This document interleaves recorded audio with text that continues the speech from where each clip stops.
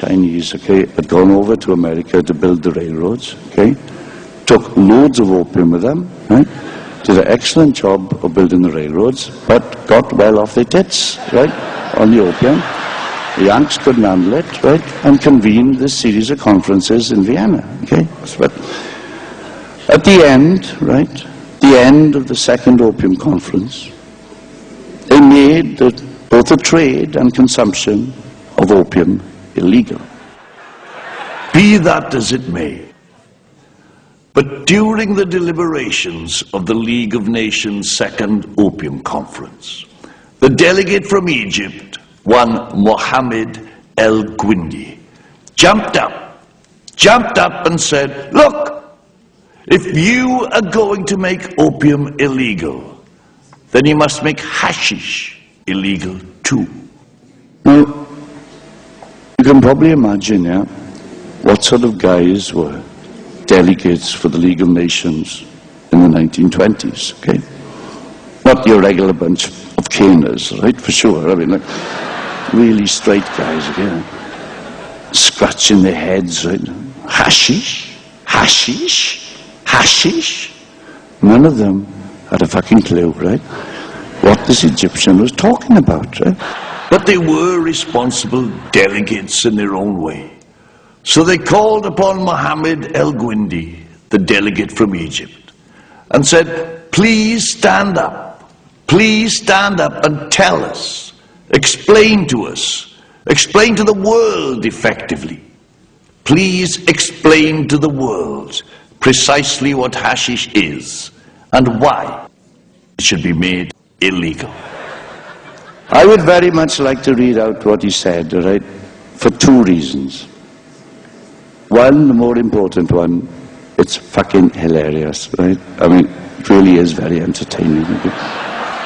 Secondly, more seriously, but not more importantly, you see, I've tried to debate this legalization issue as often as I can. I've challenged everyone from Tony Blair, Jack Straw, to go upwards or downwards from that pair of pricks. I can never work it out, but fucking Jack Straw, man. No, see, I particularly, sorry, tangent now, right, but like, I particularly dislike Jack Straw for the following reasons. Not just because I lost as an MP, I know that, I didn't take that badly or anything. I was pleased to see Labour come in. I mean, I come from a part of the world where, you know, if there was a pig on acid standing against a Tory guy, there'd be no doubt who to vote for. You'd vote for the pig on acid every time. You wouldn't have to fucking think about it, right? So, like, I was quite glad to see Labour getting in and thinking, with some reason, thinking that they might do something sensible about drug legalization, okay? Just thinking they might. And fucking Jack Straw, then, coming with all that bollocks, all right, about, oh, God. And then I noticed his name spelled backwards as Warts. I changed my name for far less reason than that. Of course, he's not Home Secretary now, is he? I don't know why the fuck I'm talking about him. No. He's Foreign Secretary now, isn't he? He is, isn't he? No, he is, I know, because like, oh, no, I'm going off on a tangent now, but honestly, this is so fucking funny, I'm going to do it, all right? Like, it's right now, Jack Straw now, right, is Foreign Secretary, isn't he? Representing us to the rest of the world in these very troubled times, yeah? I got the right guy now, right? I'm not off on a spit, right? Now, I heard, right, him say this on the radio a few months ago, but I didn't want to talk about it because I couldn't believe he'd said it, and I wanted to check that he actually had said it. So now I can repeat what he says because I couldn't dare do it without checking it, right? Obviously. And this is actually what Jack Straw said, right? Osama bin Laden. It's great to have the way silence always follows that name. Osama bin Laden is clearly very psychotic and extremely paranoid. Now see, to me, paranoid means thinking a lot of people are trying to get you when they are not.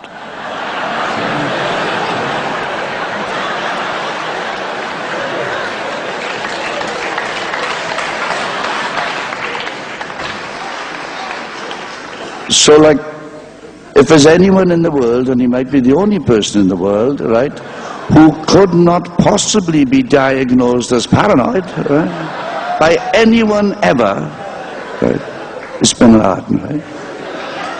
And see, even the first bit, like, even the first bit of what he said, clearly very psychotic.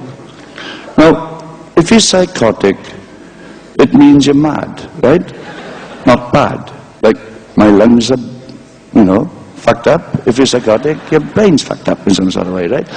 You can go and get it treated. It's not your fault. You know, something wrong with you, you can go and get it treated.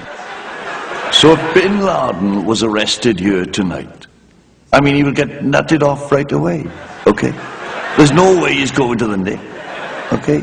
He's going to get nutted off. It's not his fault. He's only going to go to hospital to be made better. Anyone starts arguing with him, he's going to say, no, no, ask Jack Straw. I mean, what a twat. Anyway, sorry, but I have challenged them all, right, to debate against me. I've said, choose any forum you want. Right? Choose any audience you want. Have as much media publicity, coverage as you want. Please give me as much strong dope as you want before the debate. Please allow me to chain smoke strong joints during the debate. I don't insist on it, but if possible, I prefer it. And I guarantee, okay, guarantee with everything that I hold dear, that I would destroy any argument they would present for maintaining the illegality of cannabis within seconds. So could any fucker. So could anyone. I don't have any skill in debate, you know, right? Anyone could destroy any of those fuckers within seconds. So that's why they don't even hold a debate. Now, see, the problem is I'm Welsh, okay? Okay? And see, Welsh are born genetically infused with this sense of fair play. Fair play. Everything has to be fair play, right? Can't help it. It's got to be fair play, otherwise fuck it, right? And if none of those fuckers will debate against me, and the challenge is open every second of every day. If none of the fuckers will debate against me, because of this genetic Welsh thing of fair play, I feel an obligation, right? An obligation to present their case, the case for the prohibition of cannabis, the case for maintaining its illegality, as best and as articulately as I possibly can. And I can't do any better than read out what this fucking Egyptian said, right? Because it's the worst thing that's ever been said about hashish. And the reason it was made and stays illegal. Can't be fairer than that, can I? The only problem is, right, and I don't expect much sympathy from it. I really sort of just ask it for some indulgence, I suppose. But, well, you've heard the show so far, right? You must have realized that I'm shite at doing accents, okay? I mean, I can wing a couple, but I'm like, it's not one of my skills. I'm shite at doing it. And I can't do an Egyptian accent, right? I can't. No, I have tried, honestly, I promise you I have fucking tried. I've listened to cassettes in the car, I've gone out drinking with Egyptians, I've gone to Egyptian restaurants, I take this whole job seriously, I've tried the best I fucking can, and I cannot imitate an Egyptian accent, okay? Now, see, I imagine some of you are thinking, oh, well, what the fuck, you know, just carry on and read it anyway. But see, the problem is, particularly see when these fucking cameras and all this shit are around, right? Okay? Well, I'm not making any accusations now at all, right? But sometimes some of the people